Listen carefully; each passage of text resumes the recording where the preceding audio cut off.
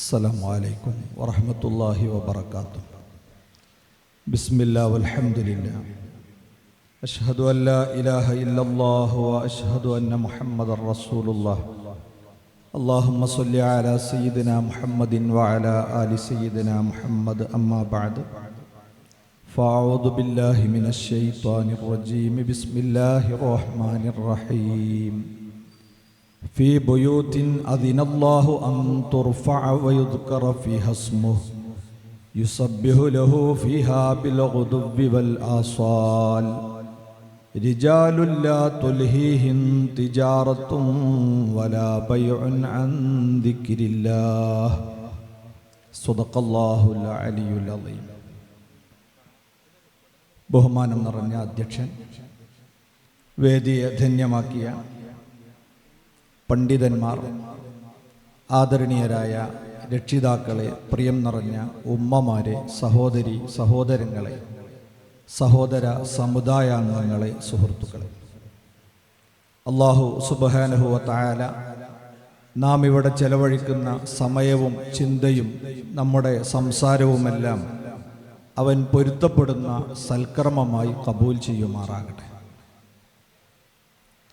ഇസ്ലാമിൻ്റെ സൗന്ദര്യം ദർശിക്കാവുന്ന ഒരു സംവിധാനമാണ് മഹല്ല് സംവിധാനം. അഷ്റഫുൽ ഖൽഖ് സ്വല്ലല്ലാഹു അലൈഹി വസല്ലമ തങ്ങൾ തന്നെയാണ് ഈ ഒരു സംവിധാനത്തിന് നാന്ദി കുറിച്ചിട്ടുള്ളത്. തിരുദൂതർ സ്വല്ലല്ലാഹു അലൈഹി വസല്ലമ തങ്ങൾ മദീനയിൽ എത്തിച്ചേർന്നപ്പോൾ മസ്ജിദുൻ നബവി കേന്ദ്രീകരിച്ചുകൊണ്ടാണ് ആദ്യ മഹല്ല് സംവിധാനം പ്രയോഗവൽക്കരിച്ച് നമുക്ക് കാണിച്ചു തന്നിട്ടുള്ളത്. ഒരു പ്രദേശത്തുകാരുടെ ആത്മീയവും ഭൗതികവുമായ എല്ലാ ഉണർവിനും കേന്ദ്രമായി ഒരു ജുമുഅ മസ്ജിദ് സ്ഥാപിക്കുക എന്നതാണ് ഇസ്ലാമിക മഹല്ല് സംവിധാനത്തിൻ്റെ ആദ്യഘട്ടം.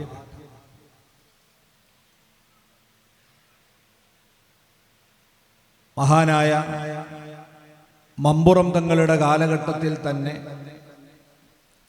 ആ ഒരു രീതിയിലുള്ള സംവിധാനം നിലവിൽ വന്ന അഭിമാനകരമായ ഒരു മഹല്ലാണ് നമ്മുടെ ഈ കുന്നത്ത് മഹല്ല് എന്ന് പറയുന്നത്. അള്ളാഹു കൂടുതൽ ഇസ്സത്തിലേക്ക് നമ്മളെ ഉയർത്തിത്തരുമാറാകട്ടെ. നബി സല്ലല്ലാഹു അലൈഹി വസല്ലം തങ്ങൾ മാതൃക കാണിച്ച ഒരു മഹല്ല്, അതിൽ ജുമുഅ മസ്ജിദാണ് അതിൻ്റെ കേന്ദ്രം.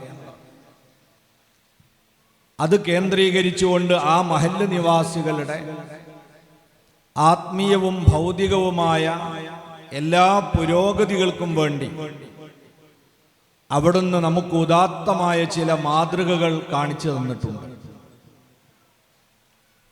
മസ്ജിദിന്റെ നിർമ്മാണം തന്നെ ഒരു നല്ല മാതൃകയിലാണ് അവിടുന്ന് നമ്മളെ പഠിപ്പിച്ചത്.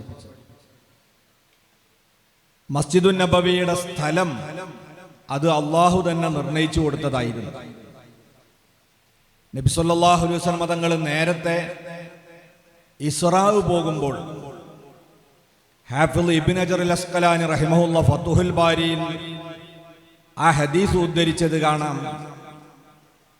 3 സ്ഥലത്ത് ബുറാഖിന് സ്റ്റോപ്പ് ഉണ്ടായിരുന്നു യാത്രാമധ്യേ. അതിലാദ്യം ഒരു സ്ഥലത്ത് ഇറങ്ങിയപ്പോൾ ജിബ്രീൽ അലൈഹിസ്സലാം മുത്തുനബിയോട് പറഞ്ഞു, വാഹനപ്പുറത്തു നിന്ന് ഇറങ്ങുക, ഇവിടെ വെച്ച് ദുആ ചെയ്യുക. അവിടുന്ന് ചോദിച്ചു, ഇത് ഏതാണ് സ്ഥലം? ജിബ്രീൽ അലൈഹിസ്സലാം പറഞ്ഞു, ഹാദിഹി ത്വയ്ബ അൽ മുഹാജറത്തി ഇലൈഹ. അവിടുന്ന് ഹിജ്റ വരാൻ പോകുന്ന ത്വയ്ബയാണിത്, മദീനയാണ്. ആ സ്ഥലം ഇന്ന് മസ്ജിദുൻ നബവി നിൽക്കുന്ന സ്ഥലമായിരുന്നു. ഹിജ്റ വന്ന് നബി സല്ലല്ലാഹു അലൈഹി വസല്ലം തങ്ങൾ മദീനയിലേക്ക് കടന്നു വരുമ്പോൾ ആഭാലവൃദ്ധം ജനങ്ങളും പുന്നാര നബിതങ്ങളെ വരവേറ്റ് തൻ്റെ വീട്ടിൽ നബിതങ്ങൾ താമസിക്കണമെന്ന് ആഗ്രഹിച്ച് പിടിയും വലിയും കൂടെ പലരും മുത്തുനബി കയറിയിരുന്ന ഒട്ടകത്തിന്റെ മൂക്കയർ കൈവശപ്പെടുത്തി തന്റെ വീട്ടിലേക്ക് ആനയിക്കാൻ ശ്രമിച്ചപ്പോൾ അള്ളാഹുവിന്റെ റസൂൽ പറഞ്ഞു, ദഊഹാ ഫഇന്നഹാ മഅ്മൂറ. എൻ്റെ ഒട്ടകത്തെ നിങ്ങൾ വിട്ടേക്കുക, അതിന് അള്ളാഹുവിന്റെ കൽപ്പനയുണ്ട്. ഞാൻ എവിടെ താമസിക്കണമെന്ന് അതിന് നിർദ്ദേശമുണ്ട്, അവിടെ എൻ്റെ ഒട്ടകം മുട്ടുകുത്തും. അങ്ങനെ ആ ഒട്ടകം മുട്ടുകുത്തിയ സ്ഥലത്താണ് ഇന്ന് അഷ്റഫുൽ ഖൽഖ് സ്വല്ലല്ലാഹു അലൈഹി വസല്ലം തങ്ങൾ അന്ത്യവിശ്രമം കൊള്ളുന്ന അവിടുത്തെ വീടുള്ളത്. അതിനോട് ചേർന്നാണ് മസ്ജിദുൻ നബവി സ്ഥാപിക്കുന്നത്. ആ പള്ളിയുടെ സ്ഥലം 2 അനാഥ കുട്ടികളുടെ ഉടമസ്ഥയിലായിരുന്നു.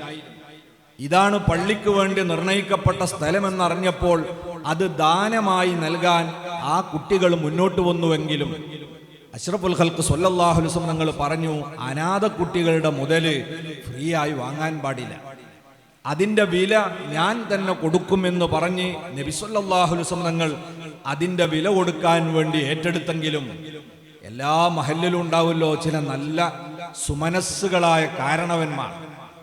മഹാനായ സയ്യിദുന അബൂബക്കർ സിദ്ദീഖ് റളിയല്ലാഹു അൻഹു അത്തരം എല്ലാ ഖൈറാത്തുകളുടെയും മുന്നിലുള്ള ആളാണ്. മഹാനവറുകൾ ഹബീബ് സല്ലല്ലാഹു അലൈഹി വസല്ലം തങ്ങളെ സ്വകാര്യമായി സന്ദർശിച്ചുകൊണ്ട് പറഞ്ഞു, നബിയെ, എൻ്റെ ഉത്കടമായ ഒരു ആഗ്രഹമാണ്, ആ പള്ളിയുടെ സ്ഥലത്തിൻ്റെ കാശ് എന്നിൽ നിന്ന് സ്വീകരിക്കണം. വലിയൊരു ഭാഗ്യം നോക്കൂ നിങ്ങൾ, മുത്തുനബി പരിപൂർണമായും നിർമ്മിച്ച ആദ്യത്തെ പള്ളിയുടെ സ്ഥലത്തിന്റെ കാശ് കൊടുക്കാൻ ഭാഗ്യം ലഭിച്ചത് സയ്യിദുന അബൂബക്കർ സിദ്ദീഖ് റളിയല്ലാഹു അൻഹുവിനാണ്. പിന്നീട് പള്ളിയുടെ നിർമ്മാണം തുടങ്ങുകയാണ്. നബി സല്ലല്ലാഹു അലൈഹി വസല്ലം തങ്ങൾ പറമ്പ് നന്നാക്കാൻ മുണ്ടുമാറ്റി ഇറങ്ങി. അവിടെ ഉണ്ടായിരുന്ന ഈന്തപ്പനകൾ വെട്ടിമാറ്റുന്നതിന് നബി സല്ലല്ലാഹു അലൈഹി വസല്ലം തങ്ങളും കളത്തിലിറങ്ങി. ഒരു മഹല്ല് നേതൃത്വം എങ്ങനെ പ്രവർത്തിക്കണമെന്നതിൻ്റെ ഏറ്റവും വലിയൊരു മാതൃകയായിരുന്നു അത്. ആഹ്വാനങ്ങളുമായി ചില്ലുംകൂട്ടിലിരിക്കുകയല്ല, ഗോദയിലേക്ക് ഇറങ്ങുകയായിരുന്നു നബി സല്ലല്ലാഹു അലൈഹി വസല്ലം തങ്ങൾ. എന്നിട്ട് പറമ്പ് പാകപ്പെടുത്തിയതിന് ശേഷം എങ്ങനെയാണ് നബി തങ്ങൾ പള്ളിയുടെ തറക്കല്ലിടൽ കർമ്മം നിർവഹിച്ചത്? എല്ലാവരെയും ചേർത്ത് പിടിക്കും. അന്ന് തലപ്പത്തുള്ള ആളുകളുടെ ഒക്കെ ഒരു പങ്കാളിത്തം ഉറപ്പുവരുത്തും. ഇങ്ങനെയാണ് നബി തങ്ങളുടെ സംഘാടന രീതി. ഇപ്പം നമ്മൾ കണ്ടല്ലോ, നമ്മളെ മാഷാണ് ഇവിടെ ആരാണ് ഈ കമ്മിറ്റി ഭാരവാഹികളെന്ന് പ്രഖ്യാപിക്കാൻ നിയോഗിക്കപ്പെട്ടത്. ചെറിയ കാഴ്ചക്കുറവുള്ളത് കൊണ്ട് പെട്ടെന്ന് വായിക്കാൻ കിട്ടാത്ത ആളല്ലല്ലോ മാഷല്ലേ, നമ്മളൊക്കെ പഠിപ്പിച്ച ആളല്ലേ. പക്ഷേ എന്തിനു മാഷെ തന്നെ ചുമതലപ്പെടുത്തുന്നു? അത് ആ രീതി അങ്ങനെയാണ്, നബി തങ്ങൾ അങ്ങനെയാ പഠിപ്പിച്ചത്. എല്ലാ മുതിർന്നവരുടെ ഒരു പങ്കാളിത്തം എല്ലാ വിഷയത്തിലും ഉണ്ടാകും. നബി സല്ലല്ലാഹു അലൈഹി വസല്ലം ആദ്യത്തെ കല്ല് വെച്ചു. എന്നിട്ട് അബൂബക്കർ സിദ്ദീഖ് തങ്ങളെ വിളിച്ചിട്ട് പറഞ്ഞു, രണ്ടാമത്തെ നിങ്ങൾ വെക്കണം. ഉമറുൽ ഫാറൂഖ് തങ്ങളോട് മൂന്നാമത്തത് വെപ്പിച്ചു. നാലാമത്തെ കല്ല് ഉസ്മാൻ ഇബ്നു അഫ്ഫാൻ റളിയല്ലാഹു അൻഹു വെക്കുന്നു. അങ്ങനെ അന്നത്തെ ഏറ്റവും മുതിർന്ന പൗരപ്രമുഖരായ 3 പേരെ കൂടി തന്നോടൊപ്പം പങ്കാളികളാക്കിയാണ് തറക്കല്ലിടൽ നിർവഹിക്കുന്നത്. ഈ മാതൃക നമ്മൾ എല്ലാ വിഷയത്തിലും സ്വീകരിക്കണം. നമ്മളൊരു മഹല്ലില് നിക്കാഹിന്റെ ചടങ്ങ് നടക്കുകയാണ്. ചിലപ്പോൾ വരന്റെ വീട്ടുകാര് നാട്ടുകാരൊക്കെ വരുമ്പോൾ അവരെ കൂടെ അവരെ ഖത്തീബും ഖാദിയും ഒക്കെ വന്നിട്ടുണ്ടാവും. നമ്മളെ നാട്ടടപ്പനുസരിച്ച് നിക്കാഹിന്റെ സിയൊക്കെ പറഞ്ഞു കൊടുക്കല് വധുവിന്റെ നാട്ടിലെ ഖാദിയായിരിക്കാം. എന്നാലും അവിടൊക്കെ നമ്മൾ ചെയ്യേണ്ടത് എന്താ? ആ വന്നവരുടെ കൂട്ടത്തിൽ പ്രമുഖരുണ്ടെങ്കിൽ ഖുത്ബ അവരോട് ഓദിക്കുക, സയ്യിദന്മാരുണ്ടെങ്കിൽ പ്രാർത്ഥന അവരോട് നടത്താൻ പറയാ. ഈ മഹല്ലിൽ ഞാൻ ദുആ ചെയ്താൽ മാത്രമേ ഇജാബത്ത് കിട്ടുകയുള്ളൂ എന്ന ധാരണ നമ്മളെപ്പോലുള്ളവർക്ക് ഒഴിവാക്കുക. അങ്ങനെ എല്ലാവരെയും പങ്കാളിത്തമുണ്ടാകുമ്പോൾ അതിനൊരു സൗന്ദര്യമുണ്ട്, അതിനൊരു സൗരഭ്യവുമുണ്ട്. നബി സല്ലല്ലാഹു അലൈഹി വസല്ലം ഇങ്ങനെ പണി തുടങ്ങി. പിന്നീട് അതാ പടവ് തുടങ്ങിയപ്പോൾ ഹബീബ് സല്ലല്ലാഹു അലൈഹി വസല്ലം തങ്ങൾ വന്ന് കട്ട തോളിൽ വെച്ച് നടക്കുകയാണ്. ആ സമയത്ത് മഹാന്മാരായ സ്വഹാബത്ത് അവിടുത്തെ സമീപത്ത് വന്നുകൊണ്ട് പറഞ്ഞു, അഅ്തിനിഹാ യാ റസൂലല്ലാഹ്, നബിയെ ആ കല്ല് അവിടുന്ന് ഇങ്ങോട്ട് തരിക, അവിടുന്ന് ഞങ്ങളെ കൂടെ നിന്ന് നേതൃത്വം വഹിച്ചാൽ മതി, നിങ്ങളൊരിക്കലും കല്ല് ചുമന്ന് കഷ്ടപ്പെടണ്ട എന്ന് അഷ്റഫുൽ ഖൽഖ് സ്വല്ലല്ലാഹു അലൈഹി വസല്ലം തങ്ങളോട് പറഞ്ഞപ്പോൾ ആ സ്വഹാബിയോട് അവിടുന്ന് നടത്തിയ പ്രതികരണം എന്തായിരുന്നു? ഖുദ് ഗൈറഹാ ഫഇന്നക ലസ്ത അഫ്ഖറ ഇലല്ലാഹി മിന്നി, നീ പോയി വേറെ കട്ടയെടുത്തോ, അള്ളാഹുവിന്റെ പ്രതിഫലത്തിലേക്കും കാരുണ്യത്തിലേക്കും എന്നേക്കാൾ അത്യാവശ്യക്കാരനല്ല നീ, എനിക്കും കൂലി കിട്ടണം, അതിനാണ് ഞാൻ കല്ല് കടത്തുന്നത്. സുബ്ഹാനല്ലാഹ്, മുത്തുനബിയുടെ ഈ പ്രവർത്തനം കണ്ടപ്പോൾ സ്വഹാബാക്കൾ ഒന്നിച്ചു പാട്ടുപാടുകയാണ്. ലഇൻ ഖഅദ്ന വന്നബിയ്യു യഅമലു ഫദാക മിന്നൽ അമലുൽ മുളല്ലലു. നബി സല്ലല്ലാഹു അലൈഹി വസല്ലം തങ്ങൾ ഇങ്ങനെ പണിയെടുക്കുകയാണെങ്കിൽ നമ്മൾ വെറുതെ ഇരിക്കുന്നത് ഭൂഷണമല്ല. എല്ലാവരും ശ്രമദാനമായി ആ പള്ളിയുടെ നിർമ്മാണത്തിന്റെ ജോലിയിൽ തന്നെ പങ്കാളിത്തം വഹിക്കുകയാണ്. ഇങ്ങനെയാണ് നബി സല്ലല്ലാഹു അലൈഹി വസല്ലം ഒരു മഹല്ലിനെ കെട്ടിപ്പടുക്കുന്നത്. വൈകുന്നേരമാകുമ്പോൾ ആർക്കും കൂലിയൊന്നും കൊടുക്കുന്നില്ല. തൊഴിലറിയുന്നവർ തൊഴിലാണ് സംഭാവന ചെയ്യുന്നത്. അവർക്കൊരു പ്രാർത്ഥനയാണ് നബി തങ്ങൾ കൊടുത്തത്.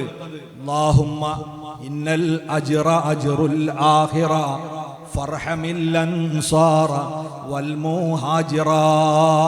പടച്ചവനെ, ഏറ്റവും വലിയ പ്രതിഫലം പാരത്രിക ലോകത്ത് നീ നൽകുന്ന കൂലിയാണ്. എൻ്റെ മുഹാജിറുകളും അൻസാറുകളുമാകുന്ന സ്വഹാബത്തിന് നീ കരുണ ചൊരിയണമേ എന്ന ആ മനസ്സറിഞ്ഞ ദുആ, അവരെല്ലാവരും അതിൽ സംതൃപ്തരാവുകയാണ്. അതുകൊണ്ട് ഈ ഒരു മാതൃക പിന്തുടർന്നുകൊണ്ട് നമ്മുടെ മസ്ജിദിന്റെ നിർമ്മാണം ഇൻഷാ അല്ലാഹ് നമുക്ക് സജീവമായി കൊണ്ടുപോകണം. അവിടെയാണ് ഒരു മഹല്ലത്തിന്റെ ആസ്ഥാനം എന്ന് പറയുന്നത്. പള്ളി എപ്പോഴും പ്രൗഢമായിരിക്കണമെന്നാണ് ഖുർആന്റെ നിർദ്ദേശം. അല്ലാഹു സൂറത്തു നൂറിലൂടെ പറയുന്നത് ഫീ ബുയൂത്തിൻ അദിനല്ലാഹു അൻ തുർഫഅ. അല്ലാഹുവിന്റെ ഭവനങ്ങൾ ഉയർത്തി നിർമ്മിക്കാൻ അല്ലാഹു സമ്മതം തന്നിരിക്കുന്നു എന്നാണ്. ഇവിടെ മുഫസ്സിരീങ്ങൾ രേഖപ്പെടുത്തിയത് കാണാം. തുർഫഅ എന്ന് പറഞ്ഞാൽ തുബ്ന വതുഅല, പ്രൗഢഗംഭീരമായി ഉയർത്തി നിർമ്മിക്കുക എന്നാണ് അതിൻ്റെ ഒരർത്ഥം. ആത്മീയമായ ഉയർച്ചയാണ് രണ്ടാമത്തെ അർത്ഥം. ഇത് രണ്ടും നമ്മളെ മഹല്ല് പള്ളികൾക്കുണ്ടാകണം. ഉയർത്തി നിർമ്മിക്കുക എന്ന് പറഞ്ഞാൽ നമ്മൾ ഏതൊരാളുടെ വീടിനേക്കാളും അള്ളാഹുവിൻ്റെ ഭവനമായിരിക്കണം പ്രൗഢഗംഭീരമാകേണ്ടത്. പഴയകാലത്തെ ആളുകൾ പള്ളിയുടെ അടുത്ത് പള്ളിയേക്കാൾ വലിയ വീടെടുക്കാറില്ല. പള്ളിയേക്കാൾ വലിയ കെട്ടിടങ്ങൾ ഉണ്ടായാൽ തന്നെ പള്ളി അതിൻ്റെയും മേലെ വരാൻ വേണ്ടിയായിരുന്നു അത്രേ മിനാരം എന്ന് പറയുന്ന സംവിധാനം കൊണ്ടുവന്നത്. അത്രയും നിലകളുടെ ആവശ്യം ചിലപ്പോൾ ഉണ്ടാവില്ല. അപ്പം മിനാരം വെച്ച് ആ പ്രദേശത്തെ നമ്മുടെ വീടുകളെക്കാൾ പള്ളി തല ഉയർന്നു നിൽക്കണം.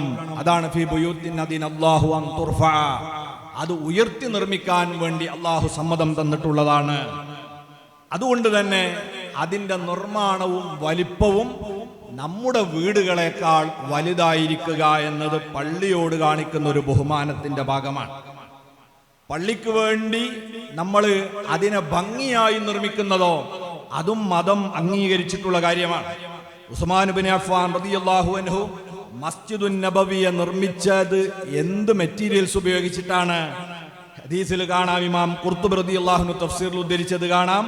റുവിയ അൻ ഉസ്മാന അന്നഹു ബനാ മസ്ജിദൻ നബവി ബിസ്സാജി.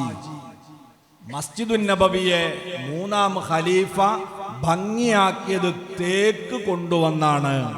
എല്ലാവർക്കും അറിയാലോ മദീനയിൽ തേക്കില്ല. അത് കേരളത്തിൽ നിന്ന് കൊണ്ടുപോയതാണെന്ന് ചരിത്രകാരന്മാർ പറയുന്നു.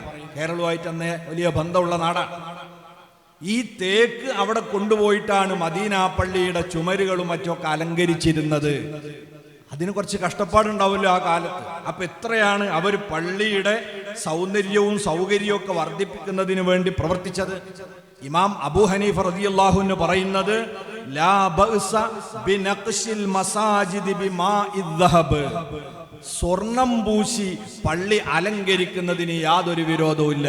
അതിന്റെ അപ്പുറഞ്ഞ് പറയണ തേക്കും മാർബിളും അല്ല, സ്വർണം കൊണ്ട് തന്നെ പള്ളി അലങ്കരിക്കുന്നതിന് യാതൊരു വിരോധവുമില്ല. അത് അല്ലാഹ് സമ്മതം തന്നിട്ടുള്ളതാണ്. അപ്പൊ നിങ്ങൾക്കൊരു സംശയം ഉണ്ടാവും, ഖിയാമത്ത് നാളിന്റെ അലാമത്തായി പറഞ്ഞില്ലേ ആ കാലത്ത് വലിയ പള്ളികളായിരിക്കുന്നു.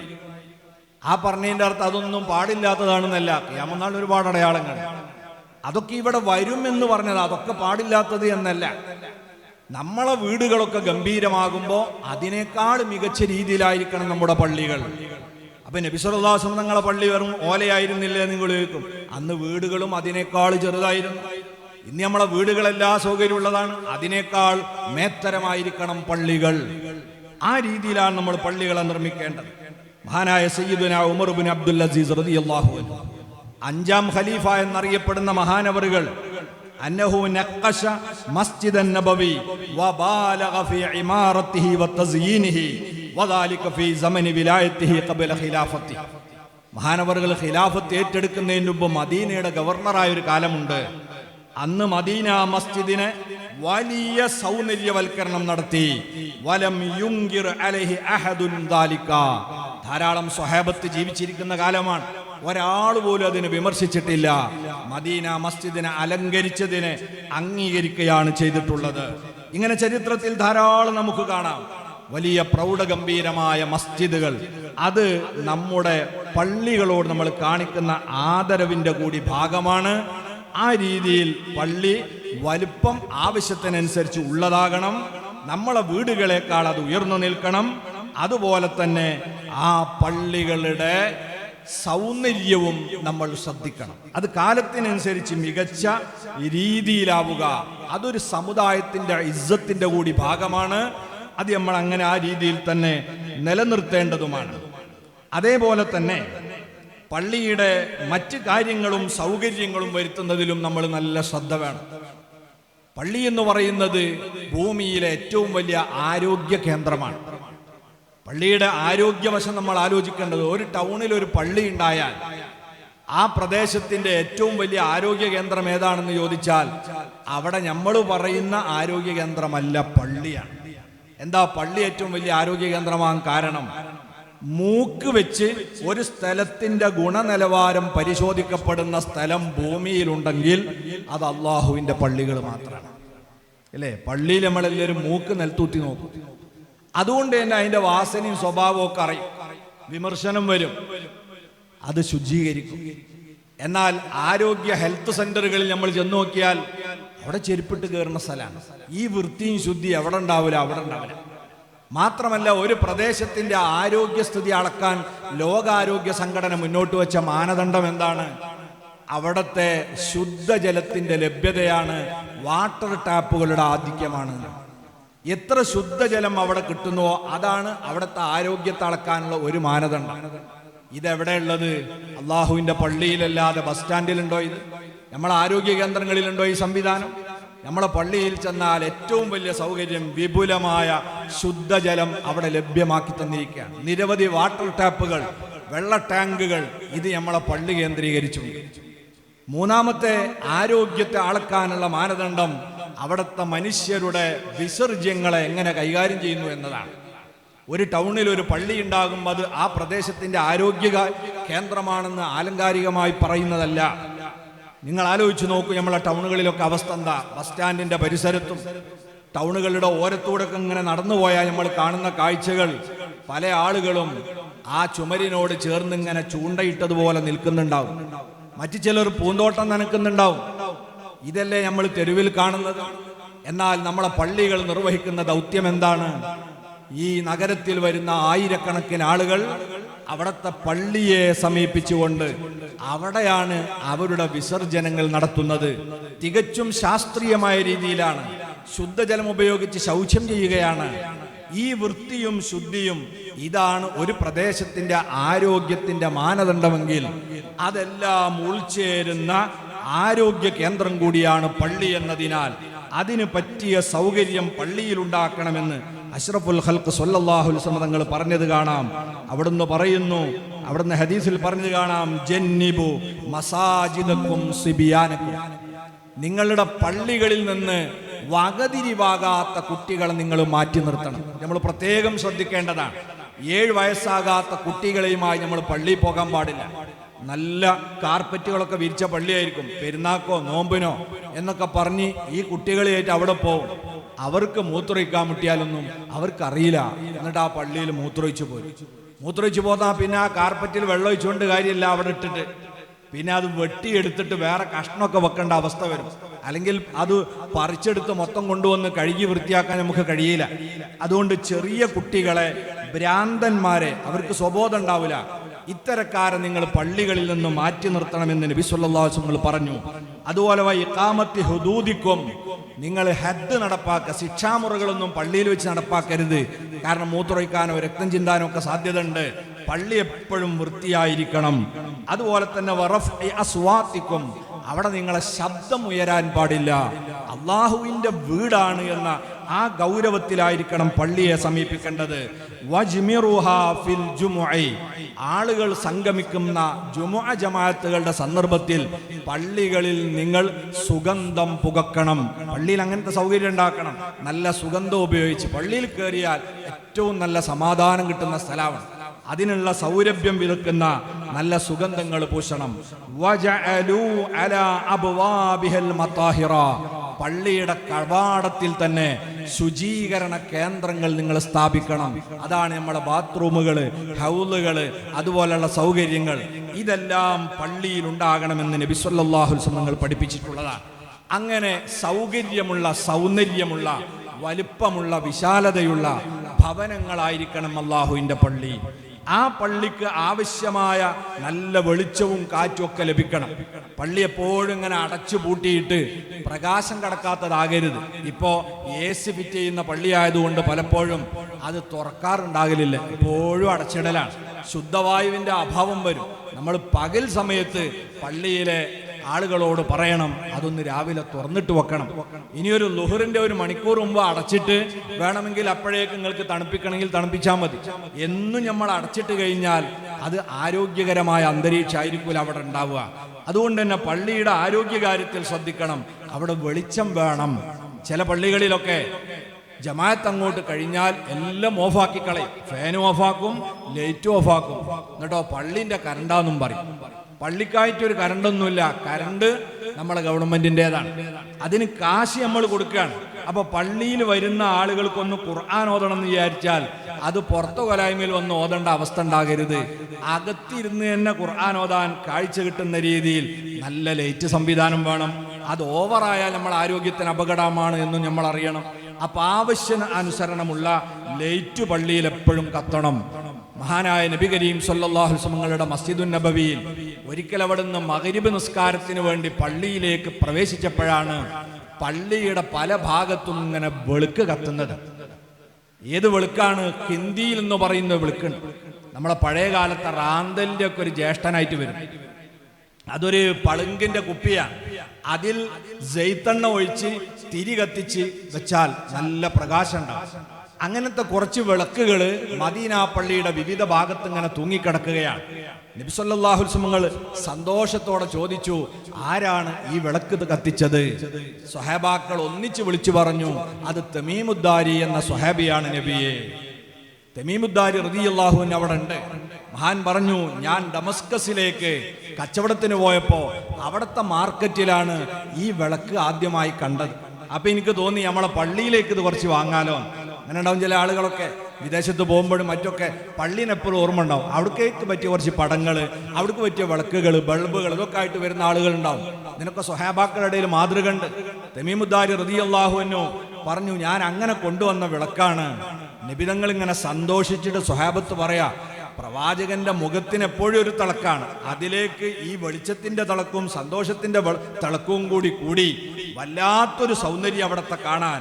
ഉടനെ അവിടുന്ന് പറഞ്ഞു, ഓ തമീമുദ്ദാരി, നവ്വർതൽ ഇസ്ലാം നവ്വറല്ലാഹു അലൈക ഫിദ്ദുനിയാ വൽ ആഖിറ. നിങ്ങൾ ഇസ്ലാമിന് പ്രഭ നൽകിയ ആളാണ്. അതുകൊണ്ട് നിങ്ങളുടെ ഐഹികവും പാരത്രികവും അല്ലാഹു പ്രകാശപൂരിതമാക്കട്ടെ. പള്ളിയിൽ വിളക്ക് കത്തിച്ച, ലൈറ്റ് തെളിയിച്ച സ്വഹാബിയോട് നബിതങ്ങൾ ദുആ ചെയ്തതാ, നിങ്ങളെ ദുന്യാവും ആഖിറവും വെളിച്ചമാകും.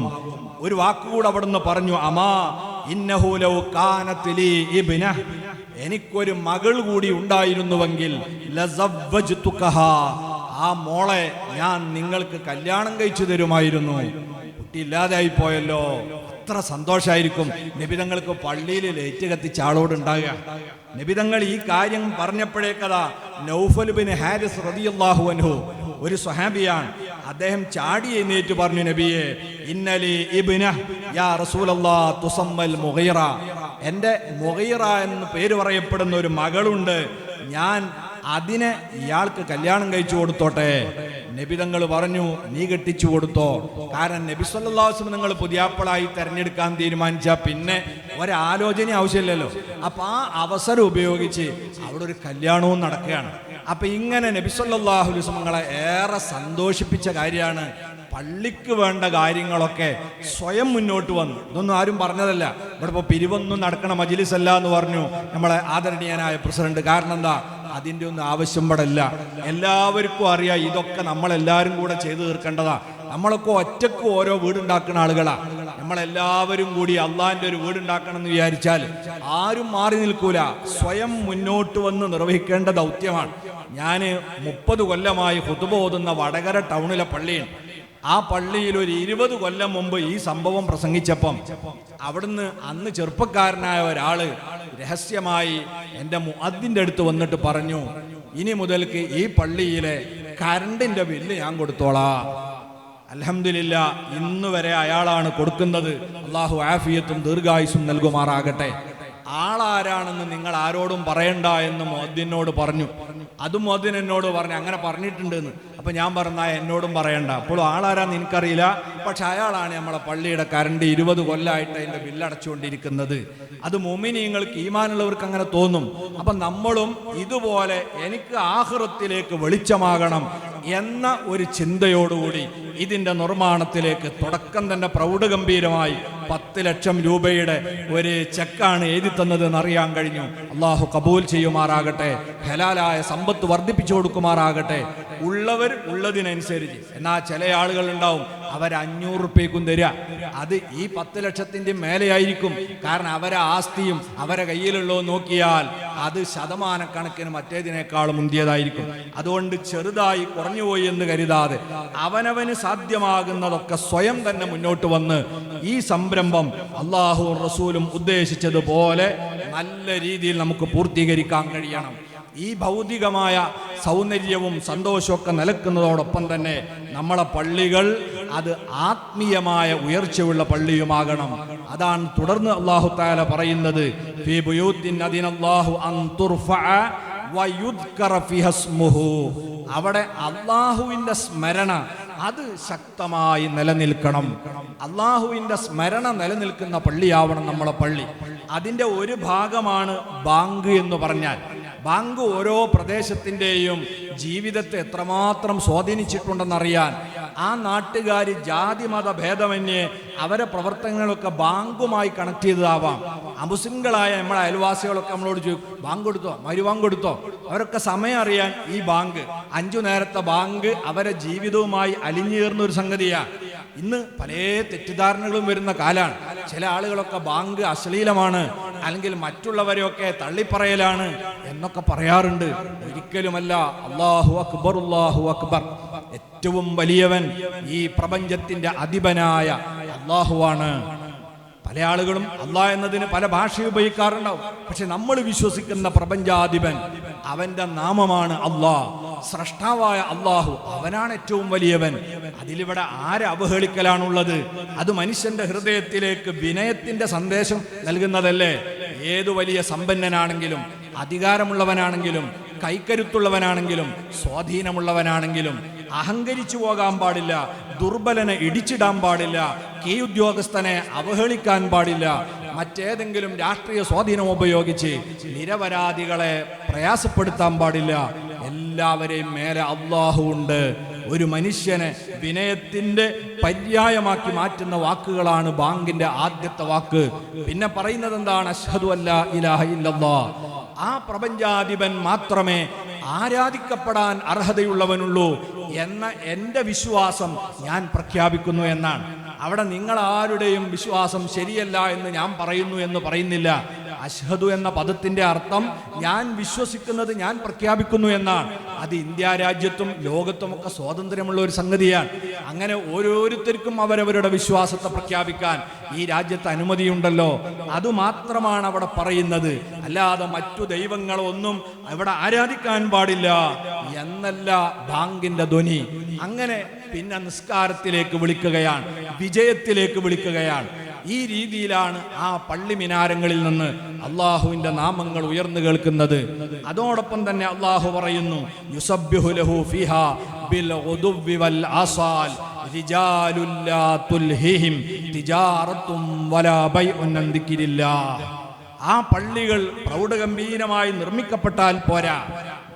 ബിസിനസ്സുകളോ കച്ചവടങ്ങളോ ജോലികളോ ഒന്നും പുരുഷന്മാരവിടെ വന്ന് നിസ്കരിക്കുന്നതിന് തടസ്സമാകരുത്. യുസബ്ബിഹു ലഹു ഫീഹാ ബിൽ ഗുദുവി വൽ ആസാൽ. രാപ്പകൽ ഭേദമന്യേ അവിടെ നിസ്കാരം നിർവഹിക്കപ്പെടണം. ആരാ നിസ്കാരം നിർവഹിക്കേണ്ടത്? റിജാലുൻ, ആണുങ്ങൾ പള്ളിയിൽ വന്ന് നിസ്കരിക്കണം. അങ്ങനെയാണ് അള്ളാഹുവിന്റെ നിർദ്ദേശം. എന്തുകൊണ്ടാണ് ആണുങ്ങളാണ് പള്ളിയിൽ വരേണ്ടത് എന്ന് പറഞ്ഞാൽ, പള്ളിയിലെ 5 നേരത്തെ ജമാഅത്തും വെള്ളിയാഴ്ചയിലെ ജുമുഅയും അതൊരു സ്വാതന്ത്ര്യത്തിന്റെ ഭാഗമാണ് എന്ന് ചില ആൾ പറയും. അതൊരു സ്വാതന്ത്ര്യത്തിന്റെ ഭാഗമല്ല, അത് മതത്തിന്റെ ഒരു ശിആർ, അടയാളം പ്രകടിപ്പിക്കലാണ്, മതത്തിന്റെ ഒരു ചിഹ്നം പ്രദർശിപ്പിക്കലാണ്. ആ ഉത്തരവാദിത്വത്തെ ഒരു സ്വാതന്ത്ര്യമായി കണക്കാക്കി അവിടെ സ്ത്രീകൾ കൂടി വരേണ്ടതുണ്ട്, അവർക്കും സ്വാതന്ത്ര്യം വേണമെന്ന് ചില ആളുകൾ വാദിക്കാറുണ്ട്. അതല്ല അള്ളാഹു ഇവിടെ ഉദ്ദേശിച്ചിട്ടുള്ളത്. ഇത് സ്വാതന്ത്ര്യവുമായി ബന്ധപ്പെട്ടതല്ല. പഴയകാലത്ത് ചില നവോത്ഥാന പ്രവർത്തനത്തിന്റെ ഭാഗമായി ചില വിഭാഗങ്ങൾക്ക് ക്ഷേത്രപ്രവേശം നിഷേധിക്കപ്പെട്ടിരുന്നു. അത് ചില സ്വാതന്ത്ര്യത്തിന്റെ ഭാഗമാണ് എന്നാണ് അന്ന് പ്രചരിപ്പിച്ചത്. അത് ശരിയുമാണ്. പക്ഷെ അതിനോട് കൂട്ടിക്കെട്ടിയാൽ ചിലത് ഒളിച്ചു കടത്താനാകുമെന്ന ചിന്തയാണ് ചില ആളുകൾ ഇതൊരു സ്വാതന്ത്ര്യത്തിന്റെ ഭാഗമായി പരിഗണിക്കുന്നത്. ഒരിക്കലുമല്ല. ഇസ്ലാം പ്രകൃതിയുടെ മതമാണ്. നിങ്ങൾ ആലോചിച്ചു നോക്കൂ, അള്ളാഹു സ്ത്രീകൾക്ക് കൊടുത്ത ഒരു ഔദാര്യമാണ്. ഈ ദൗത്യം പെണ്ണുങ്ങളെ ഏൽപ്പിക്കുന്നില്ല. എന്തുകൊണ്ടാണ്? സ്ത്രീകളുടെയും പുരുഷന്റെയും പ്രകൃതി രണ്ടാണ്. സ്ത്രീകളെ നമുക്കറിയാം, നമുക്കൊരിക്കലും ഏറ്റെടുക്കാൻ പറ്റാത്ത ഒന്നാണ് ഗർഭം ചുമക്കുക. അത് അവർക്ക് മാത്രമേ സാധിക്കുള്ളൂ. വേദന സഹിച്ച് പ്രസവിക്കേണ്ടതും അവരാണ്. പ്രസവിച്ചതോടുകൂടെ ഉത്തരവാദിത്തം കഴിയുന്നില്ല. 2 വർഷക്കാലം മുലപ്പാല് കൊടുക്കണം. അത് കഴിഞ്ഞാലും ആ മക്കളെ പരിപാലിക്കാൻ ആവശ്യമായ പ്രകൃതി ഈ പെണ്ണുങ്ങൾക്ക് തന്നെ അള്ളാഹു കൊടുത്തിട്ടുള്ളൂ. ആ കുട്ടികളും അവരും താമസിക്കുന്ന വീടും പരിസരവും വൃത്തിയാക്കണം. അവർക്ക് വേണ്ടി അധ്വാനിക്കാൻ പോയ ഭർത്താവിനും മക്കൾക്കും ആഹാരം ഉണ്ടാക്കണം. ഇങ്ങനെ 100 കൂട്ടം ജോലി ചെയ്യുന്നതിൻ്റെ ഇടയിൽ ഹയ്യ അലസ്വലാ എന്ന് സുബഹിക്ക് പള്ളിയിൽ നിന്ന് വിളിക്കുമ്പോൾ ആ മുല കുടിച്ചുകൊണ്ടിരിക്കുന്ന കുഞ്ഞിനെ അങ്ങോട്ട് പറിച്ചു മാറ്റി ഉടുത്തൊരുങ്ങി ഒരു പെണ്ണ് സുബഹി നിസ്കരിക്കാൻ പള്ളിയിലേക്ക് പുറപ്പെടണം എന്നൊരു മതം പറഞ്ഞാൽ അതിന് സ്വാതന്ത്ര്യമെന്നാണോ പറയാ, പാരതന്ത്ര്യമെന്നാണോ പറയാ? ഒരിക്കലും അത് സ്വാതന്ത്ര്യമല്ല. അതുകൊണ്ടാ മുത്തുനബി പറഞ്ഞത് വബുയൂത്തുഹുന്ന ഖൈറുൽ ലഹുന്ന. ആണുങ്ങൾ ഈ പള്ളിയിലെ ജമാഅത്തിൽ വന്ന് പങ്കെടുത്ത് നിസ്കരിക്കുന്നതിനേക്കാൾ പെണ്ണിന് ഉത്തമം അവരെ വീട്ടിന്റെ ഉള്ളിൽ വെച്ച് നിസ്കരിക്കലാണ്. മാത്രമല്ല ആയിഷ ബീവി റളിയല്ലാഹു അൻഹ പറയുന്നുണ്ട്, നബി സല്ലല്ലാഹു അലൈഹി വസല്ലം തങ്ങൾ ഞങ്ങളോട് കൽപ്പിച്ചു അന്നത്തഖിദൽ മസാജിദ ഫീൽ ബുയൂത്ത്, വീടുകളിൽ പള്ളി ഉണ്ടാക്കാൻ, അത് ശുദ്ധീകരിച്ച് വൃത്തിയാക്കി സൂക്ഷിക്കാൻ. കാരണം പെണ്ണുങ്ങൾക്ക് വീട്ടിലൊരു നിസ്കാര മുറി ഉണ്ടാക്കാനാണ് നബി സല്ലല്ലാഹു അലൈഹി വസല്ലം നിങ്ങൾ നിർദ്ദേശിച്ചിട്ടുള്ളത്. അവിടുത്തെ ഭാര്യമാരോ പെൺമക്കളോ ഏതെങ്കിലും ഒരു ജുമുഅക്കോ ജമാഅത്തിനോ പോയതായി ഹദീസുകൾ മുഴുവൻ പരിശോധിച്ചിട്ടും എനിക്ക് കാണാൻ പറ്റിയിട്ടില്ലെന്ന് പറഞ്ഞതാരാ?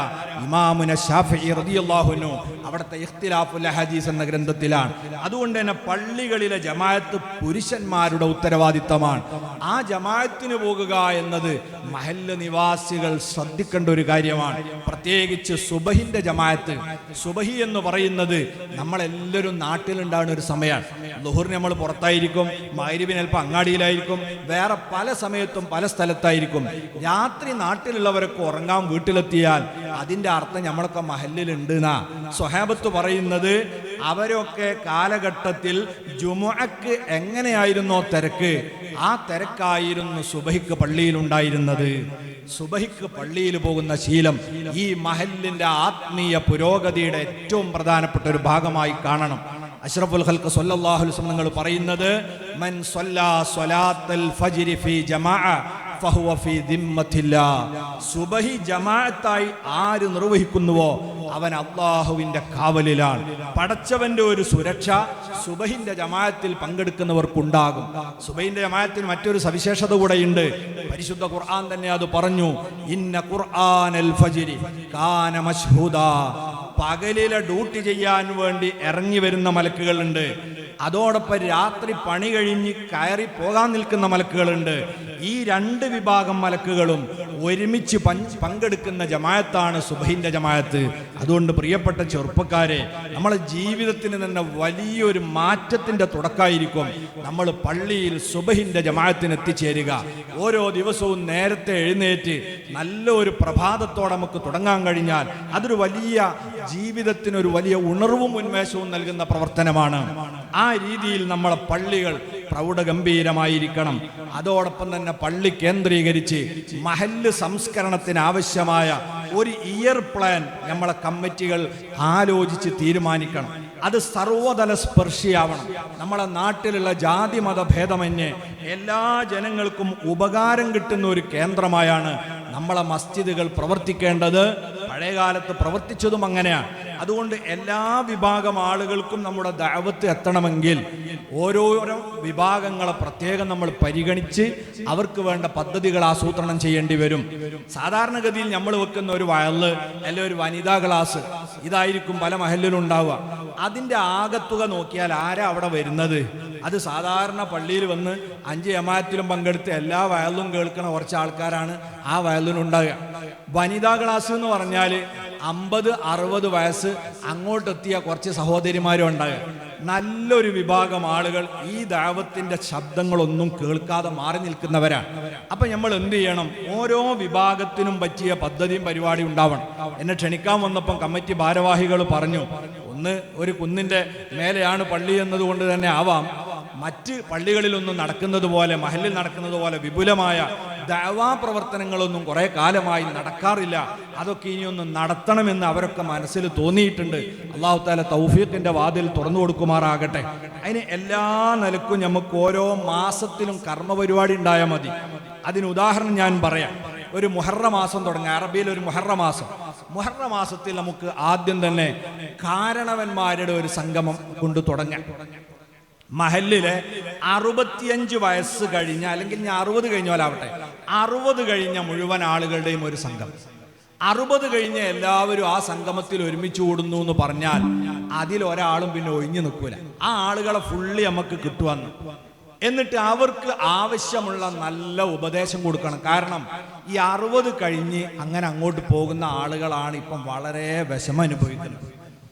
പലരും പറയാറുണ്ട്, ഉസ്താദെ എൻ്റെ കൂടെ പഠിച്ചോലൊക്കെ പോയി, ഇനിയിപ്പോൾ ഞാനേ ഉള്ളൂ, ഏട്ടത്തി അഞ്ചത്തിയൊക്കെ അവൻ മരിച്ചോ, ഇനി ഞാൻ ഒറ്റക്കാന്ന് പെണ്ണുങ്ങളും പറയും. കൂടെ പഠിച്ച മദ്രസയിലും സ്കൂളിൽ പഠിച്ചോലൊക്കെ പോയി. അവർക്ക് ഇങ്ങനെ ഒരു ഒറ്റപ്പെടൽ ഇങ്ങനെ അനുഭവിക്കുകയാണ്. വലിയ പ്രയാസമാണത്. മക്കളെയൊന്നും ഭാഷ അവർക്ക് തിരിയുന്നില്ല.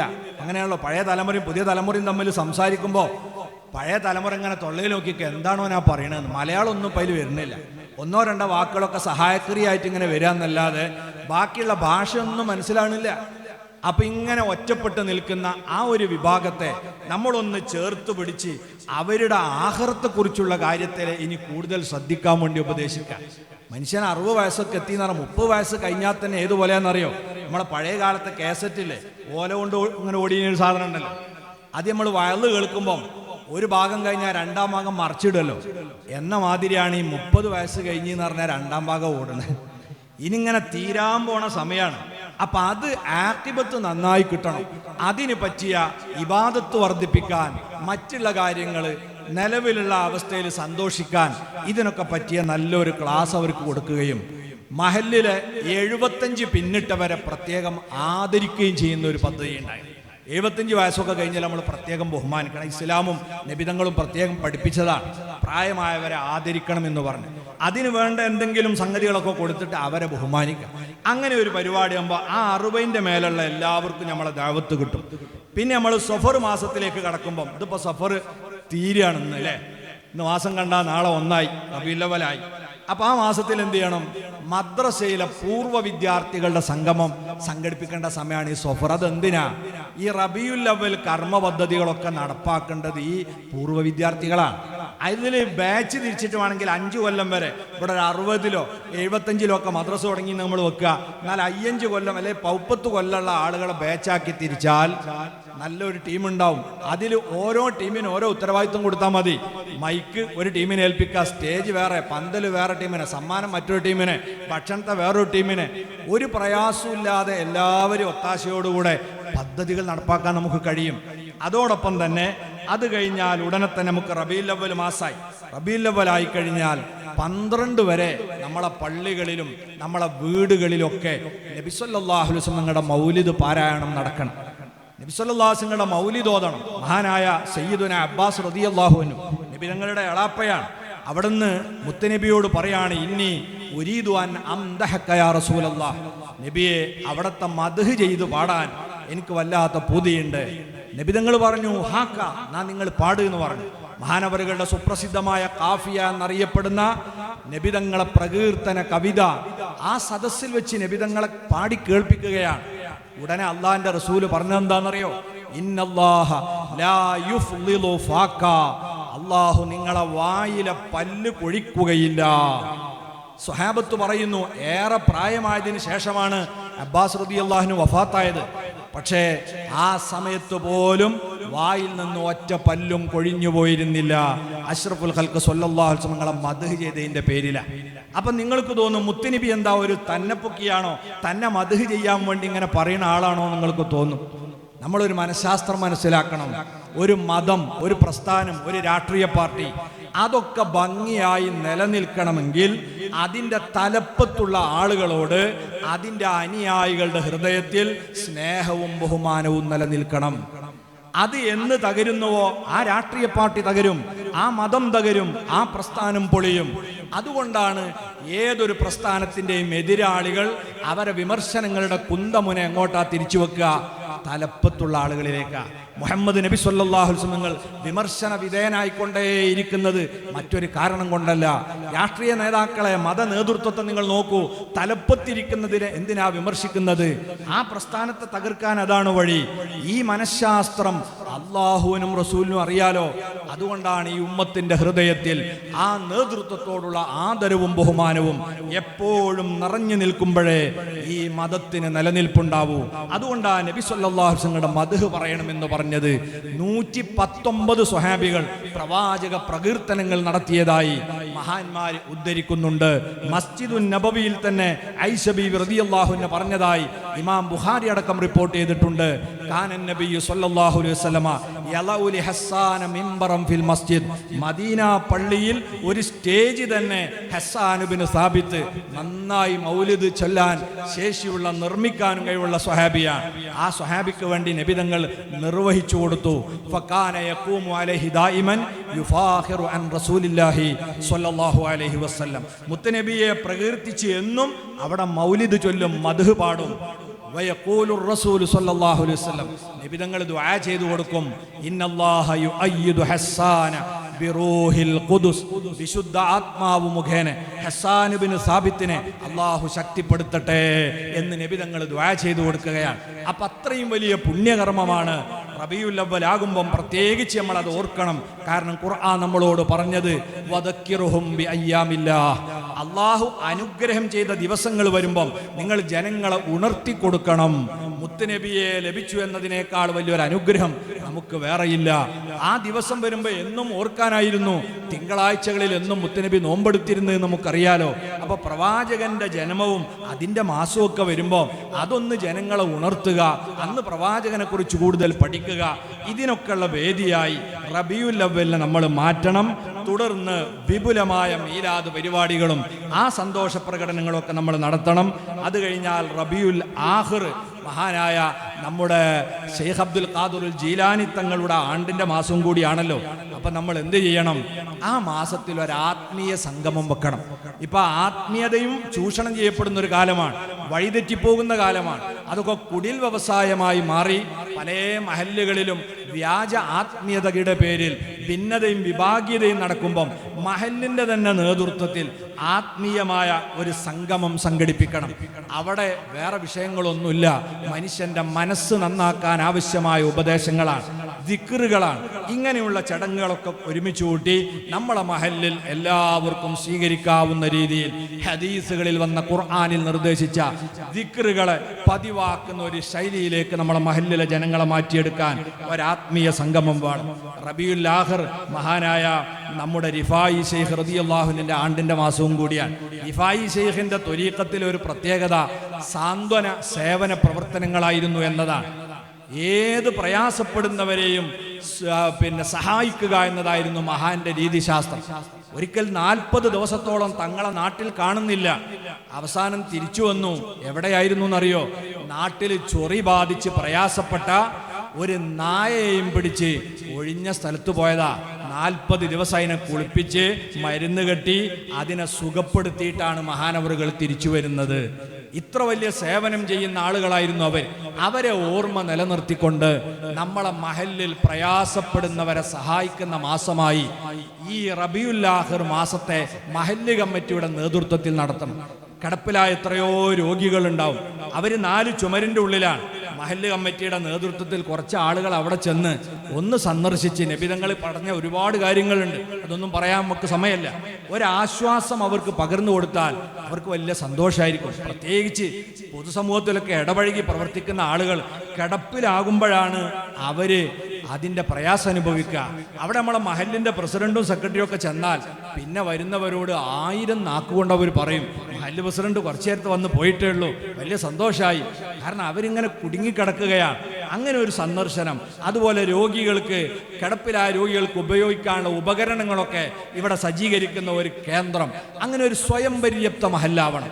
നമ്മളെ മഹല്ലിലേക്ക് അത്യാവശ്യമുള്ള, അത് ഏത് ജാതി മതത്തിൽപ്പെട്ടവരാണെങ്കിലും ഒരു സ്റ്റിക്ക് ആവശ്യം വന്ന, ഒരു വടി വേണം, അതല്ലെങ്കിൽ ഒരു വാക്കർ വേണം. ഇങ്ങനത്തെ ഒക്കെ ഘട്ടം വരുമ്പോൾ ആർക്കും എടുത്തു കൊടുക്കാൻ പറ്റിയ ഒരു ചെറിയ കേന്ദ്രം നമ്മളെ മഹല്ലിൽ ഉണ്ടാവണം. അതിൻ്റെ ഒക്കെ പ്രഖ്യാപനമൊക്കെ വെച്ചുകൊണ്ട് റബീഉൽ ആഖിറിൽ ആ രീതിയിലുള്ള ഒരു പദ്ധതി നമുക്ക് നടപ്പാക്കാം. അത് കഴിഞ്ഞാൽ പിന്നെ റബീഉൽ ആഖിർ കഴിഞ്ഞാൽ പിന്നെ തൊട്ടടുത്ത മാസത്തിൽ നമുക്ക് ചെയ്യാൻ പറ്റുമെന്ന് അമ്മായിമ്മമാരുടെ സംഗമമാണ്. ഇപ്പൊ കുടുംബ പ്രശ്നങ്ങൾ ഇങ്ങനെ പറയല്ലോ, നമ്മൾ ഓരോരുത്തരും ഇങ്ങനെ കുറ്റപ്പെടുത്തും. ഈ അമ്മായിമ്മ എന്നൊക്കെ പറഞ്ഞാൽ എന്തോ മനുഷ്യനെ പിടിച്ചു നിന്ന സാധനമെന്നൊക്കെ തെറ്റിദ്ധരിച്ച ആളുകളുണ്ട്. യഥാർത്ഥത്തിൽ അവരല്ലേ ഈ മക്കളെ നിർബന്ധിച്ച് പെണ്ണ് കെട്ടിച്ചത്? അത് ഓല് കണ്ണീരൊടിക്കാൻ വേണ്ടിയല്ലല്ലോ, ഓല് സന്തോഷിക്കാൻ വേണ്ടിയാ. അപ്പൊ ആ സന്തോഷത്തിന് എന്തോ തടസ്സം ഉണ്ടാവും എന്ന് തോന്നുമ്പോഴാണ് അവരെന്തെങ്കിലും പറയുകയോ ചെയ്യുകയൊക്കെ ചെയ്യുക. അപ്പൊ അതുകൊണ്ട് എന്താണ് ഒരു ഉമ്മയുടെ കടപ്പാട്, ഒരു ഉമ്മയുടെ ചുമതലകൾ എന്തൊക്കെയാണ്, മരുമക്കളോട് എങ്ങനെയാ പെരുമാറേണ്ടത്, വീട്ടിലുള്ള മക്കളോട് എങ്ങനെയാ പെരുമാറേണ്ടത്, ഈ കാര്യങ്ങളൊക്കെ അവരെ ബോധ്യപ്പെടുത്താൻ അവരെ മാത്രമേ വരാൻ പറ്റുള്ളൂ. ഒറ്റ മരുമക്കളും ആ സദസ്സ് വരാൻ പാടില്ല എന്ന് പറഞ്ഞാൽ 101% അമ്മായിമ്മമാരും ആ സദസ്സിൽ വരും. പിന്നെ തൊട്ടടുത്ത മാസങ്ങൾ എന്ത് വെച്ചോളി, മരുമക്കൾ സംഗമം വെച്ചോളി, ഒരൊറ്റ അമ്മായിമ്മനെ അവിടെ കടത്തൂല. അപ്പൊ എന്തായാലും മരുക്കളെല്ലാവരും വരും. അവർക്ക് വേണ്ട ക്ലാസ് വേറെയാണ്. എങ്ങനെയാണ് കുട്ടികളെ വളർത്തേണ്ടത്, മറ്റേ കുട്ടികളൊക്കെ വലുതായി പോയല്ലോ, ഇനി കുട്ടികളെ പ്രസവിക്കുന്നതും പോയിട്ടാണ് അവരാണ്. ഭർത്താവിനോട് എങ്ങനെയാണ് പെരുമാറേണ്ടത്, അമ്മായിമ്മയോടും അമ്മോശനോടും ബന്ധുമിത്രാദികളോടും എങ്ങനെ ഇടപെടണം, ഇങ്ങനെ കുടുംബവുമായി ബന്ധപ്പെട്ട എല്ലാ ട്രെയിനിങ്ങും മരുമക്കൾക്കുള്ള ക്ലാസ് നമുക്ക് കൊടുക്കാൻ കഴിയണം. പിന്നെ തൊട്ടടുത്തത് ശഅബാൻ മാസമായിരിക്കും വരിക. ശഅബാൻ വരുമ്പോൾ നമ്മളെ വഅലിന്റെ മാസം, റമളാനിന് വേണ്ടിയുള്ള ഒരു മുന്നൊരുക്കം നടക്കണം. ഒരു 5 ദിവസം അല്ലെങ്കിൽ 7 ദിവസമെങ്കിലും, പഴയ കാലത്തൊക്കെ 40 ദിവസമൊക്കെ വഅൽ നടന്നതാണ്. വേറെ ഏത് ക്ലാസ്സും അറിവുകളുടെ കൈമാറ്റമായിരിക്കും നടക്കുക. ഇതിലൂടെ ഒരുപാട് വിവരം നിങ്ങൾക്ക് കിട്ടും. പക്ഷേ മനസ്സിന് മാറ്റം വരൽ വഅലിലൂടെയാണ്. അതൊരു പ്രത്യേക രീതി. അത് ഖുർആൻ തന്നെ പറഞ്ഞതാ, ഉദു ഇലാ സബീലി റബ്ബിക ബിൽ ഹിക്മതി വൽ മൗഇലത്തിൽ ഹസന. ആ മൗഇലത്തുൻ ഹസന അത് മനപരിവർത്തനം സൃഷ്ടിക്കുന്ന കാര്യമാണ്. ആ വഅലിലൂടെയാണ് ആളുകൾ ആത്മീയതയിലേക്ക് വഴി നടക്കുക. അതിന് പറ്റിയ ഒരു 6-7 ദിവസത്തെ വഅല് എല്ലാ ശഅബാനിലും നമ്മളെ മഹല്ലിൽ നടക്കണം. റമളാനായി കഴിഞ്ഞാൽ അത് പിന്നെ ദഅവത്തിന്റെ വളരെ പ്രാധാന്യമുള്ള മാസമാണ്. ചുരുങ്ങിയത് ഒരു 4 ക്ലാസ്സെങ്കിലും സ്ത്രീകൾക്ക് വേണ്ടി മാത്രം ഉണ്ടാകണം. പള്ളിയിൽ ടൗണുകളൊക്കെ ആണെങ്കിൽ ഉച്ചക്ക് ളുഹറിന്റെ ശേഷം നമുക്ക് വഅല് സംഘടിപ്പിക്കാം. അല്ലാത്ത ഉൾപ്രദേശത്ത് ആ സമയത്ത് ഇപ്പം എല്ലാ ആളെ കിട്ടൂല. അപ്പം നമുക്ക് എന്ത് ചെയ്യാം, അസറിന്റെ ശേഷം ഒരു ഹദീസ് 2 മിനിറ്റ് എടുക്കാൻ പാടുള്ളൂ, ഒരു ഹദീസ് പറയാം. അതേപോലെ തന്നെ തറാവിഹിന്റെ ശേഷം ഒരു മസ്അല മാത്രം പറയാം. 30 ദിവസം കഴിയുമ്പോൾ 30 മസ്അല, 30 ഹദീസ്. സുബഹിന്റെ ജമാഅത്ത് കഴിഞ്ഞാൽ ഒരായത്ത് ഓതിയിട്ട് ഒരു വിശദീകരണം, അല്ലെങ്കിൽ ഇസ്ലാം തജ്വീദിന്റെ ഒരു നിയമം പറഞ്ഞ് ഒരു ഖിറാഅത്ത് പരിചയപ്പെടുത്തുക. ഇങ്ങനെ ദഅവത്തിന്റെ വ്യത്യസ്തമായ അവസരങ്ങൾ ഉപയോഗിച്ച് നമ്മളെ പള്ളി അറിവ് ഉൽപ്പാദിപ്പിക്കുന്ന ആത്മീയ പ്രഭ പരത്തുന്ന കേന്ദ്രങ്ങളായി മാറണം. അതോടൊപ്പം തന്നെ ആ റമളാനിൽ നമുക്ക് വേറെ ഒരുപാട് കർമ്മപരിപാടികൾ ആസൂത്രണം ചെയ്യാം. ഇത്തിക്കാഫ് ജൽസ, അവസാനത്തെ ഒറ്റയിട്ട രാത്രികളിലൊക്കെ ഇത്തിക്കാഫ് ഇരിക്കാൻ നമ്മളൊരു സംവിധാനം ഒരുക്കുകയാണ്. അവിടെ വരുന്ന ആളുകൾ കുറച്ച് ഫ്രൂട്ട്സും വെള്ളവും ഒരു കട്ടൻ ചായയും, രാത്രി പൊലിച്ചക്ക് ഒരു അത്താഴമൊക്കെ കൊടുക്കുകയാണെങ്കിൽ സുബഹി വരെ നമ്മളൊരു 5 രാത്രി നമ്മൾ ശ്രദ്ധിക്കേണ്ടതുള്ളൂ. ഭാഗ്യത്തിൽ പെട്ട് കിട്ടിയാൽ 80 ചില്ലാനം ആയുസ് വയസ്സുകാലം ജീവിച്ച് നന്മ ചെയ്ത കൂലി കിട്ടും. അപ്പം നമ്മളെ ചെറുപ്പക്കാരൊക്കെ ഇബാദത്തിലേക്ക് കൊണ്ടുവരാൻ മഹല്ല് കമ്മിറ്റി സംവിധാനം ഉണ്ടാക്കിയാൽ ആളുകൾ അങ്ങോട്ട് വരും. അതൊക്കെ നമുക്ക് റമദാനിൽ ചെയ്യാം. പിന്നെ നമ്മളെ മക്ബറയിൽ റമദാനിൽ ഒരു കൂട്ട സിയാറത്ത് വെക്കണം. അത് അവസാനത്തെ ഒരൊറ്റ രാത്രിയിൽ എല്ലാവരും ഖബറിൻ്റെ അടുക്കലേക്ക് വന്ന് ഖബറിനെ പറ്റി ചെറിയൊരു വയലു പറഞ്ഞ്, നിബിധങ്ങൾ ഖബറിൻ പുറത്ത് വയലു പറഞ്ഞതൊക്കെ ബുഖാരിയിൽ കാണാം. മറമാടാൻ വേണ്ടി സ്വഹാബിൻ്റെ ജനാസിയായിട്ട് വന്നപ്പോൾ ഖബർ പൂർത്തിയായിട്ടില്ല. അവിടുന്ന് സുദീർഘമായൊരു വയല് ഖബറും പുറത്തുനിന്ന് അവിടുന്ന് പറഞ്ഞിട്ടുണ്ട്. അങ്ങനെ അവർക്കൊക്കെ വേണ്ടി ഒരു യാസീൻ ഓതി ഒരു ദുആ നടത്തുന്ന ചടങ്ങുണ്ടാവാം. ഓരോ 10 തീരുമ്പോൾ ഖത്തം പ്രാർത്ഥന നടത്താം. ഒരു ദിവസം 3 ജുസ് ഓതിയാൽ 10 ദിവസം കഴിയുമ്പം 30 ജുസായി, ഒരു ഖത്തമായി. അത് വഴങ്ങുന്ന, അത് പ്രാർത്ഥിക്കുന്ന ഒരു ചടങ്ങ് ഓരോ 10 തീരുമ്പോഴും നമ്മളെ പള്ളിയിൽ അസറിന്റെ ശേഷം സംഘടിപ്പിക്കുക. ഇങ്ങനെ വൈജ്ഞാനികവും ആത്മീയവുമായ പ്രഭ പരത്തുന്ന കേന്ദ്രമായി നമ്മളെ പള്ളി മാറുന്ന രീതിയിലായിരിക്കണം റമദാനിലെ കർമ്മ പരിപാടി. പിന്നെ ശവ്വാൽ എന്ന് പറഞ്ഞാൽ അത് നമ്മളുടെ കൗമാരക്കാരായ പെൺകുട്ടികളുടെ സംഗമം വെക്കേണ്ട സമയം. ഇപ്പം ഏത് ക്ലാസ്സിന് വന്നാലും പെൺകുട്ടികളെ കിട്ടൂല. വയലുണ്ടെങ്കിലും ഉമ്മാനോട് പറയും നിങ്ങൾ പോയിക്കോളെ, ആ മൊബൈൽ ഇങ്ങോട്ട് തന്നാളെന്ന് പറയും. അങ്ങനെ ഓള് മൊബൈലിൽ കളിക്കുക, ഉമ്മ വയല് കേൾക്കാണ്. ഈ പെൺകുട്ടികളെ മാത്രം വിളിച്ചു വരുത്തണം. എന്താണ് കുടുംബജീവിതം? ഇവർ കൗമാരപ്രായക്കാരാ, ഇവർ കുടുംബജീവിതത്തിലേക്ക് പോകുക. അതിനാവശ്യമായ വിദഗ്ധരെ കൊണ്ടുവന്ന് നല്ല പെരുമാറ്റ ശാസ്ത്രത്തെ സംബന്ധിച്ചുള്ള ട്രെയിനിങ് നമ്മളെ പെൺകുട്ടികൾക്ക് ആവശ്യമാണ്. അത് ശവ്വാലിൽ കൊടുക്കുക. തൊട്ടടുത്ത മാസത്തിൽ നമുക്ക് ആൺകുട്ടികളായ കൗമാരക്കാർ, അവിവാഹിതരായ ആൺകുട്ടികൾ, ഒരു കുട്ടിയും ഈ മഹലിൽ നിന്ന് മാറിക്കാൻ പാടില്ല എന്ന് പറയണം. അവർക്ക് ഈ ട്രെയിനിങ് നിർബന്ധമാണ്. എങ്കിലേ അന്വേഷണങ്ങളൊക്കെ വന്നാൽ നമ്മൾ സപ്പോർട്ട് ചെയ്യുമെന്ന് അവരോട് പറയണം. മഹലിൻ്റെ നേതാക്കളോടൊക്കെ വന്നിട്ടാ ചോദിക്കുക ഇവനെ പറ്റുമോ പറ്റൂല എന്ന്. അപ്പോൾ അംഗീകാരമൊക്കെ കൊടുക്കണമെങ്കിൽ ആ ക്ലാസ്സിന് അവനെ കാണണം. അല്ലാതെ അതിലും തീലും തിരിഞ്ഞു നടന്ന അവസാനം നമ്മൾ ഇവൻ്റെ കേസ് കൈകാര്യം ചെയ്യേണ്ട ഒരു അവസ്ഥയിലേക്ക് പോകരുത്. അപ്പോൾ ഈ ക്ലാസ്സുകളിലൊക്കെ നിർബന്ധമായി പങ്കെടുക്കണമെന്ന് നമ്മൾ നിർദ്ദേശിച്ച് അത്തരക്കാർക്ക് ഒരു ക്ലാസ് കൊടുക്കണം. പിന്നെ ഒരു ക്ലാസ് നമ്മളെ യുവാക്കൾക്ക് വേണം. വിവാഹം കഴിഞ്ഞ ചെറുപ്പക്കാരുണ്ട്, ചിലപ്പോൾ ഇങ്ങനെ മാറിയിരിക്കുകയാണ്. അവർ ഏതോ പരിപാടി ഉണ്ടോടത്ത് ചോറ് കൊടുക്കണോടത്തുണ്ടാവും, പന്തലിട്ടണോടത്തുണ്ടാവും. ഇത് കേൾക്കണോടത്ത് അവരും കുറവായിരിക്കും. അപ്പം അവർക്ക് വേണ്ടി മാത്രം ഒരു ക്ലാസ് ഒരു മാസത്തിൽ നടത്തണം. പിന്നെ ഒരു സിയാറത്ത് യാത്ര, അതെല്ലാവരും കൂട്ടി പോകണമെന്നില്ല. ഒരു ബസ് അല്ലെ 2 ബസ്, എത്ര ആൾ കൂടുന്നതനുസരിച്ച് അതൊരു വലിയ മാറ്റം ഉണ്ടാക്കും. നമുക്ക് ഏത് ചീത്തയായ മനുഷ്യനാണെങ്കിലും ആ ഒരു യാത്ര കഴിഞ്ഞ് തിരിച്ചു വരുമ്പോൾ നമ്മളൊരു ആസൂത്രണം ചെയ്ത് പോകുകയാണെങ്കിൽ നമുക്ക് പല ആളുകളെയും പരിവർത്തിച്ചെടുക്കാൻ പറ്റും. ഇപ്പം സാഹചര്യത്തിൻ്റെ സമ്മർദ്ദങ്ങൾക്ക് അടിമപ്പെട്ട് മയക്കുമരുന്നിനും മദ്യത്തിനും ഒക്കെ അടിമപ്പെട്ടു പോയവരുണ്ടാവും. ഓരൊന്നും നമ്മൾ ചീത്ത പറഞ്ഞ് മാറ്റി നിർത്തരുത്. അവരൊക്കെ ഉള്ളിൻ്റെ ഉള്ളിൽ അവർക്ക് വേദന ഉണ്ട്. ഞാൻ അങ്ങനെ ആയിപ്പോയല്ലോ, സമൂഹം എന്നെ വെറുക്കുന്നു, എന്നെ എല്ലാവരും മദ്യപാനി എന്ന് വിളിക്കുന്നു. അതല്ല ഒരിക്കലും ഉണ്ടാകണം. അവരെ നമ്മൾ ചേർത്ത് പിടിക്കണം, അവരെ നമ്മൾ തോളിൽ കൈവെക്കണം. അവരെല്ലാ സ്ഥലത്തുനിന്നും ആട്ടും തുപ്പുവാണ്. ഭാര്യൻ്റെ അടുത്ത് ഉറങ്ങാൻ ചെന്ന മണക്കിന് മാറിക്കീന്ന് പറയും, അവിടുന്ന് തുടങ്ങാണ്. പിന്നെ അങ്ങനെ മക്കൾക്ക് അടുക്കാൻ പറ്റണില്ല, അയൽവക്കക്കാർ കണ്ടാൽ മാറി നിൽക്കുകയാണ്, അടുത്തുള്ളവർ വീട്ടിലേക്ക് വരുന്നുണ്ട ഗേറ്റ് അടക്കുകയാണ്. ഇങ്ങനെ ബഹിഷ്കൃതനായി പോകുന്ന ഇയാൾക്ക് സമൂഹത്തോട് തന്നെ വെറുപ്പാ. അവിടെയാണ് നമ്മൾ മഹല്ല് നേതൃത്വം അവരെ ചേർത്ത് പിടിക്കുക, അവരെ കൂടി നമ്മൾ മുഖ്യധാരയിലേക്ക് കൊണ്ടുവരിക. ഒരു യാത്രയിൽ നമ്മൾ അവരെ കൊണ്ടുപോകുക, ഒരാളെ അയാൾ അടുത്തിരുത്തുക, ആ യാത്രയിൽ ഉടനീളം അയാൾ ഉപദേശിക്കുക. ഉപദേശം കൊണ്ട് മാറാത്തതൊന്നുമില്ല. മദ്യപാനം പോലുള്ളത് തീർച്ചയായും ഉപദേശത്തിലൂടെ 50% വരെ ആളുകൾ മാറിയിട്ടുണ്ട് എന്നതാണ്. ഇനി അതിൻ്റെ അപ്പുറത്ത് കുറച്ച് ആളുകൾ മാറാത്ത മാനസികാവസ്ഥയുള്ളവരുണ്ടാവും. അവരെ നമ്മൾ ഡി അഡിഷൻ സെന്ററിൽ കൊണ്ടുപോകണം. ഒരു 10,000 ഉറുപ്പ്യ വരും അതിൻ്റെ ചെലവ്. അതിന് അവരെ കുടുംബക്കാർ തന്നെ തരും അതിൻ്റെ കാശ്. കാരണം ഒരു മോനെ നന്നാക്കി തരിക എന്ന് പറഞ്ഞാൽ ആരും അതിന് പണർക്കും. അതിനുള്ള ഇഞ്ചക്ഷൻ അടക്കം ചെയ്തു പോന്നാൽ മനസ്സുണ്ടോ ഇവരൊക്കെ നമുക്ക് നന്നാക്കിയെടുക്കാം. ഇതിനൊക്കെ പറ്റിയ സ്ഥലങ്ങളായി മാറണം. ഞാൻ ഓർക്കണം, എൻ്റെ നാട്ടിൽ 3-4 പേരെ ഈ സമയത്ത് ഇതുപോലെ വൃത്തിയാക്കിയെടുക്കും. അതിലൊരു അമുസ്ലിം സഹോദരനുണ്ട്, 3 പേര് മുസ്ലിങ്ങളുമാണ്. ഇപ്പം അവർ രംഗത്തിറങ്ങിയിട്ട് ബാക്കിയുള്ളവരെ കൂടി ഞങ്ങളെപ്പോലെ നന്നാക്കണം എന്ന് പറയുന്ന അവസ്ഥ. കൊണ്ടുപോകുമ്പോൾ അങ്ങനെയല്ല പറഞ്ഞത്. കൊണ്ടുപോകുമ്പോൾ പറഞ്ഞു, നവാസേ ഞാൻ തിരിച്ചു വന്നാൽ എൻ്റെ കുടല് ഞാൻ എടുക്കടാന്നാണ് പറഞ്ഞത്. കാരണം കൈ കെട്ടിയിട്ടാണ് ഒരുത്തനെ കൊണ്ടുപോകേണ്ടി വന്നത്. അപ്പോൾ അവൻ പറഞ്ഞതാ. പക്ഷെ തിരിച്ചു വന്നിട്ട് മാപ്പ് പറയുകയും അവന് നന്ദി രേഖപ്പെടുത്തുകയും ചെയ്തതാണ് ഉണ്ടായിട്ടുള്ളത്. അപ്പം ഈ രീതിയിൽ നമ്മളെ നാടിനെ എല്ലാ തിന്മകളിൽ നിന്നും സംസ്കരിക്കുന്ന ഒരു കേന്ദ്രമായി നമ്മളെ പള്ളി മാറണം. ഏതെങ്കിലും ഒരു സംഘടന മാത്രം വിചാരിച്ചാൽ നടക്കാത്ത, ഏതെങ്കിലും ഒരു രാഷ്ട്രീയ പാർട്ടി മാത്രം വിചാരിച്ചാൽ നടക്കാത്ത പലതും മഹല്ല് ഐക്യത്തോടെ നിന്നാൽ നടക്കും. അള്ളാഹുവിന്റെ ഖുർആൻ അതാ പറഞ്ഞത്, വലവന്നാഹിലൽ ഖുർആ ആമനു വത്തഖൗ. ഒരു ഗ്രാമവാസികൾ, ഒരു മഹല്ല് നിവാസികൾ അള്ളാഹുവിൻ്റെ വിധിവിലക്കുകൾ മാനിച്ച് ജീവിക്കാൻ തയ്യാറാകുകയാണെങ്കിൽ, ആ നിയമങ്ങളൊക്കെ പാലിച്ച് ചിട്ടയോടെ അവർ നീങ്ങാൻ ഒരുക്കമാണെങ്കിൽ, ലഫതഹ്നാ അലൈഹിം ബറകാത്തിൻ മിനസ് സമാഇ വൽ അർദ്, ആകാശലോകത്തുനിന്നും ഭൂമിയുടെ വിവിധ ഭാഗങ്ങളിൽ നിന്നും അനുഗ്രഹത്തിന്റെ വാതായനങ്ങൾ ആ മഹല്ലത്തിലേക്ക് ഞാൻ തുറന്നിട്ട് കൊടുക്കും.